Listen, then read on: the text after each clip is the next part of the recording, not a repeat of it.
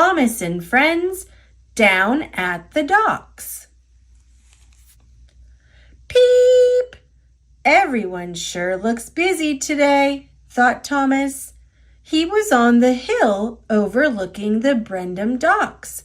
From above the busy harbor, Thomas could look down and see all of the other engines working hard. Maybe I can do something to help. And down he went. When Thomas arrived at the docks, the other engines were bustling around. Everyone was working hard to prepare for the Ocean Life exhibit, which was coming to the island of Sodor. James and Cranky the crane were busy unloading a big shipment of ocean plants. The plants would be put in the fish tanks to make the fish feel at home. "Can I help?" asked Thomas.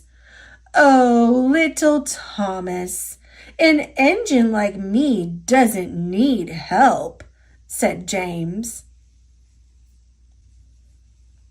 Thomas chugged over to where Harvey was moving a bunch of small crates.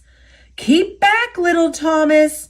These crates are full of all the empty fish tanks, and they are very fragile," said Harvey. "We don't need you to be breaking anything." As Thomas moved off, he noticed 2 cars coupled to Salty on the next track. He had never seen cars like this before. They were large, and Thomas could see through their sides. They were full of water. A big octopus was swimming in the rear car. Thomas was amazed. Then he pulled up to the front car. It had a huge shark in it. The shark looked at Thomas and opened his mouth. He had rows of big, scary teeth. "Look at that!" Thomas gasped and hurried up to find Salty. "Amazin', aren't they, these critters from the deep, eh, Thomas?" said Salty. "Where are they from, Salty?" Thomas asked excitedly. "Where are they going?" "They're off to an ocean show in Tidmouth. It sure is fun having 'em here, don't you think?" answered Salty with a smile. "I can't wait to tell Percy about them," thought Thomas. "Maybe we can see them in Tidmouth." Thomas was still marveling over the shark when Henry rushed by. "Out of the way, I'm in a hurry," Henry whistled. "Don't fret, Thomas," said Salty. "Little engines can be mighty handy at times." "Thanks, Salty," peeped Thomas sadly. "Maybe there's something I can do back at the station." Just as Thomas was leaving the docks, Percy came chugging up, working hard, pulling the afternoon mail. "Percy, you've got to take a look at the cars that Salty is—" Thomas started. "Not now, Thomas," Percy interrupted. "I need to deliver this mail right on time." And he hurried past. Percy passed Salty and then looked up and saw a huge shark looking right at him. "Yikes!" he tooted loudly and rushed forward. Percy was so surprised and so scared that he didn't look where he was going.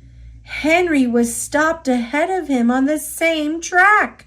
He was waiting for Harvey to cross with his fragile load. Percy ran right into Henry, pushing him up the track, right toward Harvey's cargo of fish tanks. "Watch out, Harvey!" tooted Henry. Harvey looked back, saw Henry rushing at him, and went full steam ahead. Too late. Crash!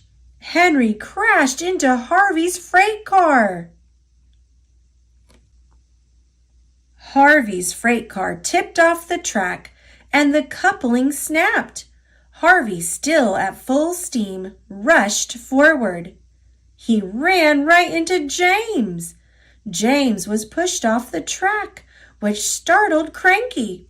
Cranky let go of the crate he was carrying. The crate fell right onto James and burst, covering him with seaweed. Thomas saw what happened and came hurrying back to help. His smaller size made it easy for him to fit between all the bumped engines and broken crates. First, he helped pull Percy back on the track. Then he kept the freight cars in order, while the spilled mail and all the broken crates were cleaned up. Finally, he helped Harvey put James back onto the track, and he didn't even tease James about his green face. Later, when everything was in order again, he went to look at the shark, whose car was sitting on a siding. Salty pulled up beside him. "Well, Thomas, I knew you'd find some way to prove what a really useful engine you are," he said. Thomas smiled and looked back at the shark, who gave him a big wink.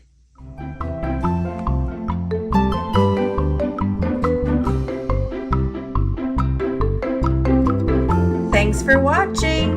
Click subscribe. See you later, alligator.